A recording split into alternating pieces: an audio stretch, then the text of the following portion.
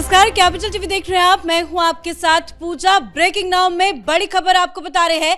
National Herald मामले में राहुल गांधी सोनिया गांधी की मुसीबत बढ़ गई है। दिल्ली की अपराध शाखा ने राहुल गांधी सोनिया गांधी के खिलाफ एफआईआर दर्ज कर लिया है। मतलब एक बड़ी मुसीबत में राहुल गांधी गिरते नजर आ रहे हैं। राहुल और सोनिया गांधी के साथ साथ 6 इसमें मुख्य आरोपी बताए जा रहे हैं। साथ ही एफआईआर में 3 कंपनी का भी नाम शामिल है। तो कोर्ट में क्या कुछ हुआ, कितना बड़ा झटका राहुल गांधी के लिए, आपको तमाम डिटेल्स बताएंगे। मेरे साथ जुड़े हुए हैं कैपिटल टीवी के editor in chief doctor Manish Kumar. Sir, ये तो बहुत बड़ा झटका लग गया राहुल गांधी को। देखिए, ये ओपन एंड शट केस है। लगातार हम लोग इस बात को कहते आ रहे हैं कि आप 50 लाख रुपए में 5,000 करोड़ की संपत्ति अपने नाम लिखवा लेंगे, इससे बड़ा फ्रॉड क्या होगा। लेकिन ये जो इकोनॉमिक विंग दिल्ली पुलिस की जो है, उसने एक नया एफआईआर किया है। इसको समझ लेते हैं कि भाई आखिर ये क्यों हुआ है। बहुत सारे लोग कंफ्यूज है कि ऑलरेडी जब सीबीआई चल रही है, ईडी चल रहा है, तो फिर दिल्ली पुलिस की एंट्री क्यों हुई, इसको पहले समझते हैं और उसके बाद क्यों एफआईआर दर्ज करना जरूरी हुआ वो भी इसको समझेंगे। तब आपको पता चलेगा कि ये किस तरीके से फिर से ये एक मुसीबत में आ गए हैं। इनकी गिरफ्तारी होगी, इनसे पूछताछ की जाएगी, फिर वही जो एक नॉर्मल लीगल प्रोसेस जो होता है उसमें ये मनी लॉन्ड्रिंग का मामला चल रहा था, उस पे जांच अलग से चल रही थी। लेकिन ये क्रिमिनल कॉन्स्पिरेसी का मसला कैसे आया और कैसे नए सिरे से एक बार फिर से राहुल गांधी। देखिए, अब है क्या कि ऑलरेडी ये 3 अक्टूबर को ये एफआईआर दर्ज किया गया है। ये खबर आज आई है कि भाई इकोनॉमिक विंग ने भी इसमें एक्शन ले लिया है। मामला कोर्ट से शुरू होता है। 2012 में जब सुब्रमण्यम स्वामी ने यह आरोप लगाया, वो कोर्ट चले गए कि ये जो नेशनल हेराल्ड की जो संपत्ति है उसको लूटने का काम गांधी परिवार ने किया और एक पूरी तरीका एक क्रिमिनल कॉन्स्पिरेसी करके बकायदा एक कंपनी को हड़पने का एक साजिश रचा गया। मामला कोर्ट में गया, कोर्ट से फिर प्रिलिमिनरी जांच शुरू हुई। ये लोग भागे भागे कोर्ट गए, ये पटियाला कोर्ट या दिल्ली हाई कोर्ट, ये हर जगह चले गए। लेकिन हर जगह कोर्ट ने कहा कि गुनाह किया गया है और इसलिए इनकी गिरफ्तारी नहीं हो। तो इस केस में ये दोनों लोग माँ बेटे बेल पे बाहर हैं, अदरवाइज गिरफ्तारी हो गई होती। तो एक तो कोर्ट से इसको ये मिल गया। अब इसमें सीबीआई जांच हो गई और उसके बाद जब ये मालूम चला कि इसमें तो लेन देन में मनी लॉन्ड्रिंग का मामला है, तो ईडी भी इसके अंदर आ गई। अब ईडी ने अपने चार्जशीट को कोर्ट में जमा कर दिया। It is part and parcel of the process कि ईडी सिर्फ और सिर्फ किस चीज को जांच करती है, मनी लॉन्ड्रिंग की। अब मनी लॉन्ड्रिंग का केस जो है वो चार्जशीट दायर किया गया, तो ये मैंडेटरी होता है कि ईडी स्थानीय पुलिस को वो ये जानकारी दी कि आपके इलाके में इस तरह का एक केस आया है जिस पे हमने जांच की और ये सारी चीजें जो हैं वो हमें सबूत के तौर पे मिला है। अब जब क्राइम हुआ है तो पुलिस तो एक्शन लेगी। तो ईडी के उस चार्जशीट के आधार पे पुलिस ने क्रिमिनल केस बनाया है। ये फर्क समझ लीजिए, क्योंकि ये तो प्रोसेस का हिस्सा है कि वो तो मनी लॉन्ड्रिंग कर रही है, लेकिन मनी लॉन्ड्रिंग के अलावा जो धोखाधड़ी हुई है, जो क्रिमिनल कॉन्स्पिरेसी की गई है, ये तमाम धाराएं जो लग रही हैं, उसी के आधार पे ये बाकायदा इसके ऊपर फिर से एफआईआर दर्ज हुआ है। अब इनको फिर से बेल लेना होगा, इनको पूछताछ के लिए बुलाया जाएगा और इस जो केसेस हैं इसमें गिरफ्तारी भी बनती है। तो इसलिए नई मुसीबत आ गई है। एक मुसीबत जो कल खबर आई थी कि बाकायदा ईडी के चार्जशीट के ऊपर कोर्ट ये उसको एक्सेप्ट करेगा या रिजेक्ट करेगा। अब तो इसकी डेट जो है वो आगे चली गई है, लेकिन उससे पहले फिर से एक नया चैप्टर जो है ये शुरू हो गया है। तो किन किन अपराधों में अब राहुल गांधी फंस रहे हैं? एक साजिशन के तहत बताया जा रहा है कि जो भी पैसे का लेन देन हुआ वो जानबूझकर किया गया। एक साजिशन अपराधी बन गए हैं राहुल गांधी। अब ये मामला कैसे आगे बढ़ेगा और आने वाले दिनों में कैसे राहुल गांधी, सोनिया गांधी, सैम पित्रोदा का भी नाम है, कैसे और साथ ही 3 कंपनी इसमें शामिल है, कैसे एक जांच के दायरे में फंसे? अब देखिए, अब ये जो घटना घटी कि आपने एक क्राइम के जरिए, कॉन्स्पिरेसी के जरिए आपने एक पब्लिक प्रॉपर्टी को आपने पर्सनल प्रॉपर्टी बनाया, इस धोखाधड़ी की जांच शुरू होगी। तो एफआईआर में सबसे पहले आप ये समझिए कि कौन कौन से लोग हैं।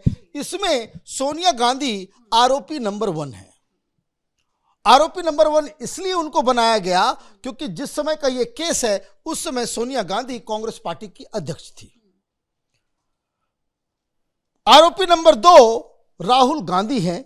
वो इसलिए क्योंकि राहुल गांधी यंग इंडियन से जुड़े हुए हैं, सोनिया गांधी भी जुड़ी हुई है। दोनों के पास 76% जो यंग इंडियन है उसका जो है वो स्टेक्स है।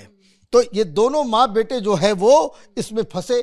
लेकिन इस प्रोसेस में और कौन कौन लोग इस कॉन्स्पिरेसी में शामिल थे? तो सुमन दुबे, सैम पित्रोदा और यंग इंडियन कंपनी, उसका भी नाम डाला गया है। सुनील भंडारी, कौन है भाई सुनील भंडारी?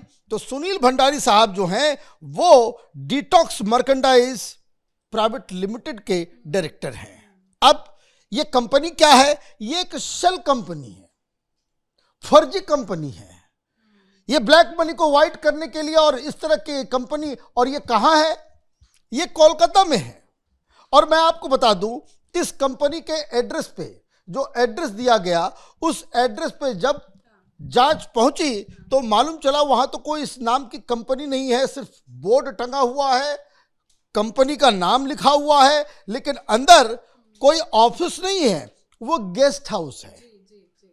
और उस गेस्ट हाउस, और 20 साल से वो बने। मतलब ये है कि कलकत्ता के अंदर कम से कम 10,000 इस तरह की शेल कंपनियां हैं जिसके जरिए ब्लैक मनी को व्हाइट मनी, व्हाइट मनी को ब्लैक मनी दिए। आप देखिए, ये कहानी आई थी कि 4 इस तरह की शेल कंपनियों से पैसा इधर से उधर करने का, कि पैसा ट्रांसफर होता नहीं है, कुछ आता नहीं, कुछ जाता नहीं, लेकिन कागज पे सब कुछ जो है वो तैयार कर लिया जाता है।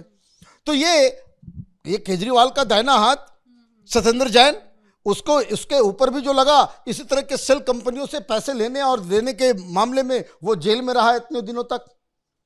वो भी कंपनियां जो है वो कलकत्ता से ऑपरेट हो रही थी। तो कलकत्ता में इस तरह की शेल कंपनियां हैं। तो ये सारे लोग अब इस जांच के दायरे में आ गए। क्यों जांच के दायरे में? ईडी को क्या मिला? ये पूरा केस क्या है? ये केस नेशनल हेराल्ड, नवजीवन और कौमी आवाज जो है ये बाकायदा 3 अखबार आजादी के समय से चला आ रहा है। अब 2008 तक ये पब्लिश कर रहे थे। उसके बाद इन्होंने कहा कि भाई हमारे पास पैसे नहीं है, मेरा बहुत सारा कर्ज हो गया है। तो कांग्रेस पार्टी के रूप में ये काम हो रहा था। एजीएल जो कंपनी थी उसके भी जो बॉस थे वो मोतीलाल वोरा थे। कांग्रेस पार्टी के खजांची भी कौन? मोतीलाल वोरा। और ये जो यंग इंडियन कंपनी है तो वो भी कौन? तो मोतीलाल वोरा। तो मोतीलाल वोरा वो नेशनल हेराल्ड में भी हैं, कांग्रेस पार्टी में भी है और यंग इंडियन में भी है। कांग्रेस पार्टी की अध्यक्षा और ये सारे लोग, अब आप इस चीज को समझिए, इन्होंने कहा भाई 90 करोड़ रुपए जो हमारे ऊपर जो है कर्ज हो गया है, हम तो नहीं चला सकते, ये नहीं कर सकते, वो नहीं कर सकते। उन्होंने कहा भाई कांग्रेस पार्टी जो है आप इसको जो है ले लो। 50 लाख रुपए आपने दिए और उसमें ये कहा गया कि भाई पैसे जो है कहां से आए? तो ये डिटॉक्स प्राइवेट लिमिटेड से पैसे यंग इंडिया में आए। क्या लेन देन है, कहां से आए, कैसे आए? 1 करोड़ रुपया आया, उसको कभी वापस किया या नहीं किया?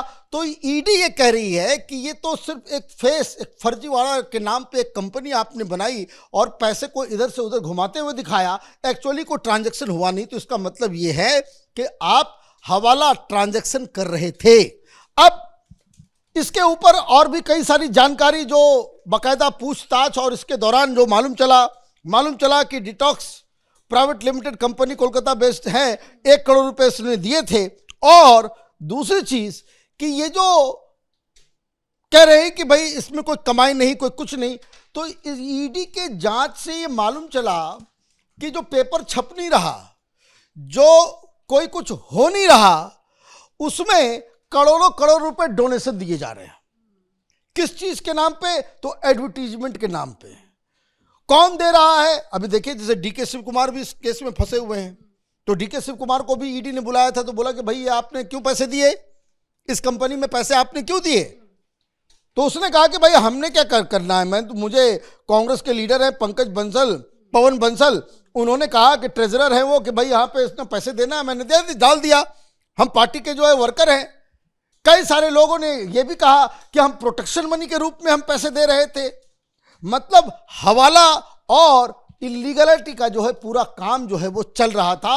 और चूंकि ये क्राइम दिल्ली के अंदर हुआ, ईडी अपना काम कर रही है, तो ईडी का केस जो चलेगा वो अलग चलेगा, लेकिन जो आपने क्राइम किया है वो दिल्ली पुलिस की इकोनॉमिक विंग जो है वो अलग तरीके से जांच करेगी। तो बहुत बड़ी मुसीबत में ये लोग आ गए हैं। फिर वही खेल शुरू होगा, फिर इनको पूछताछ के लिए बुलाया जाएगा, फिर ये छाती पीटेंगे कि ये देखिए वेंडेटा है, तो ये है, तो ऑलरेडी कहना शुरू कर दिया। अभिषेक मनु सिंघवी को एक और केस मिल गया, उन्होंने सीधे सीधे कहा कि भाई इसमें तो मनी लॉन्ड्रिंग कुछ है ही नहीं, पैसा कहीं इधर से उधर हुआ ही नहीं। भाई पैसा इधर से उधर नहीं हुआ और संपत्ति राहुल गांधी और सोनिया गांधी के पास पहुंच गई, तो ये तो अपने आप में केस है। जब पैसा इधर से उधर नहीं हुआ तो फिर ये, तो मुझे लग रहा है कि ये एक बहुत बड़ा शॉकर है।